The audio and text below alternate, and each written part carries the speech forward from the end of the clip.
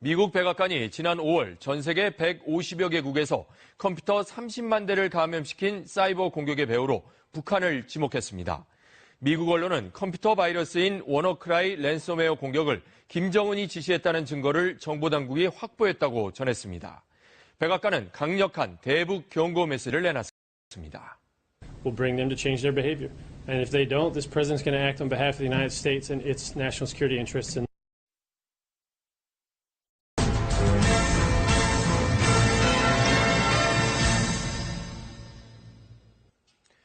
미국이 이번 사건의 배후로 지목한 북한의 사이버 해킹 능력, 과연 어느 정도일까요? 보안업계에 따르면 북한은 세계 7위권의 사이버 해킹 능력을 보유하고 있는 것으로 평가되고 있습니다.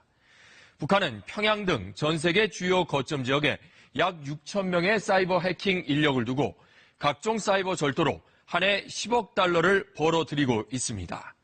이렇게 급성장한 북한의 사이버 해킹 능력을 두고 뉴욕타임스는 거의 완벽한 무기 수준이라고 지적했습니다. 북한의 사이버 해킹 실태와 향후 사이버 공격 가능성에 대해 이웅수 기자가 전해드립니다. 지난해 9월 김정은 참수작전과 작전계획 501호 등 우리 군 기밀 자료들이 대거 유출됐습니다. 북한 추정 해커가 국방통합 데이터센터를 뚫어 군 기밀 자료 295건을 빼내갔습니다. 외부 인터넷으로부터 완전히 차단돼 안전한 것으로 믿었던 국방망 해킹은 충격이었습니다. 국제사회 대북 제재가 강화되면서부터는 가상화폐가 주 공격 대상이 됐습니다. 지난 4월과 9월 국내 가상화폐 거래소 두 곳에서 누군가의 해킹으로 가상화폐가 70억 원 넘게 계좌에서 사라졌습니다.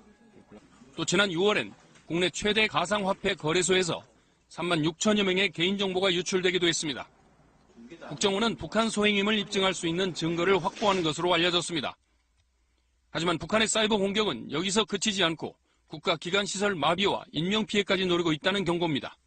철도나 항공에 사고를 유발을 한다면은 나중에는 크게 나가서 인명피해까지도 사이버 공격을 통해서 발생을 할 수 있기 때문에 이런 부분에 대해서도 최근에 공격이 조금씩 증가하고 있는 것으로 보여집니다.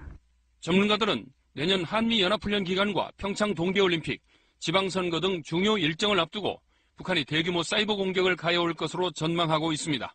KBS 뉴스 이용수입니다. 네, 지금부터는 북한의 사이버 공격 능력과 관련해 전문가와 좀 더 얘기 나눠보겠습니다. 자주국방네트워크의 신인균 대표 나오셨습니다. 어서 오십시오. 안녕하세요. 안녕하십니까. 자, 평창 동계올림픽 때 북한 사이버 공격에 대비해서 한미가 공동 대응 중이다 이렇게 문재인 대통령이 밝히지 않았습니까? 어떤 형태의 공격이 있을 거라고 예상을 하십니까?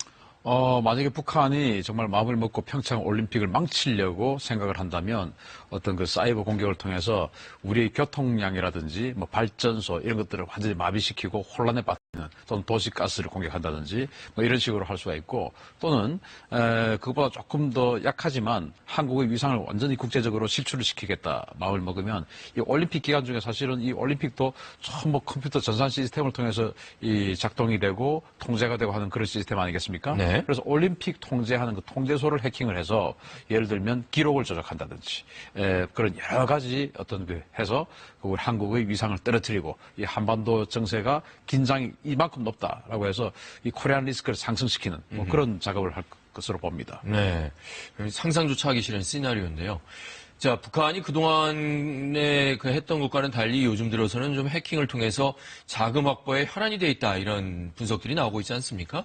그래서 가상화폐 거래소 유빗의 이 파산도 이와 관련된 것 아니냐 이런 관측이 있습니다. 여기에 대해서는 어떻게 보십니까? 네, 유빗이라는 회사가 사실은 올 4월 달에도 공격을 받아서 50억 원 정도의 피해를 보았고 네. 그것이 이제 북한 소행이다라는 발표가 있었죠. 네. 그리고 나서 이제 지금 또 공격을 당했는데 한 170억 정도의 손해를 보았다. 네. 피해를 보았다. 라는 발표가 있었고 그러나 이제 한 18일 전쯤에 30억 원어치 정도의 보험을 들었다라는 부분이 있기 때문에 뭐 그런 여러 가지 문제를 가지고 좀 더 조사는 해봐야 되겠지만 아무튼 유빗은 북한으로부터 공격을 받았던 전례가 있기 때문에 네. 이 유빗 이 가상화폐를 거래하는 이 중개소에 대해서도 북한의 소행이라는 것이 뭐 아니다라고 단정할 수는 없고 좀 더 면밀히 조사를 해봐야 되겠습니다. 네.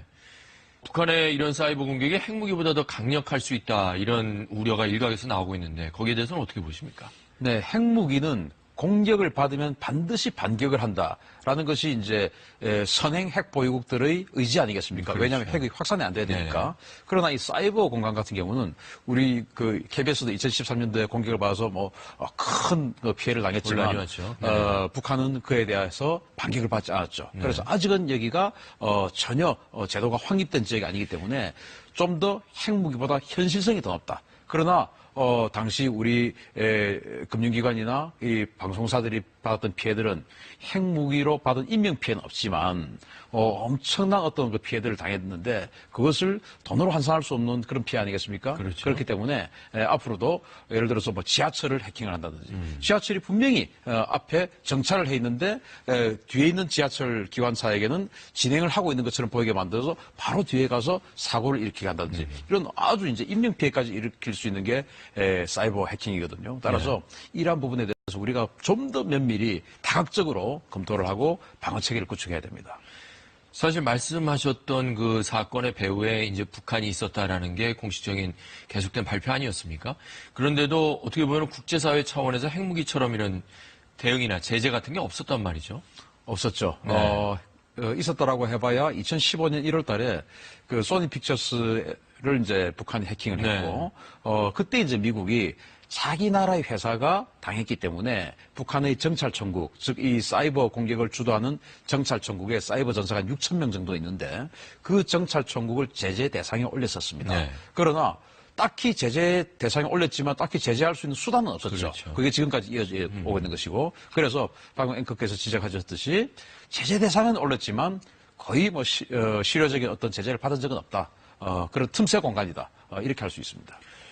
그런 차원에서 미국이 이번에 이제 공식 확인을 한 김에 아예 어떤 공식적인 제재를 사이버 공격에 대해서 가하는 것 아니냐 이런 일각에서는 관측도 나오고 있습니다. 이 부분에 대해서는 어떻게 보십니까? 네, 사이버 공격에 대한 그 제재 수단을 좀 더 촘촘히 마련해야 된 것은 물론이고 저는 이 미국이 이 시점에서 이러한 것들을 공개를 한다는 것은 사실은 지금 이제 북한 핵 개발로 인해서 미국의 선제 공격 이야기가 아주 깊게 나오고 있지 않습니까? 네. 따라서 미국이 북한을 군사 옵션을 가동을 하는 데 있어서 좀 더 명분을 보태는 그런 차원으로도 볼 수 있다. 따라서 이 한반도에서의 미국의 군사작전을 높이는 그런 보조수단으로서의 발표도 우리가 생각해 볼 필요가 있다 생각합니다. 네. 향후 이제 미국이 어떻게 나오는지 동향을 좀 면밀히 주시해야겠네요. 그렇습니다. 네. 신 대표님 오늘 고맙습니다. 감사합니다.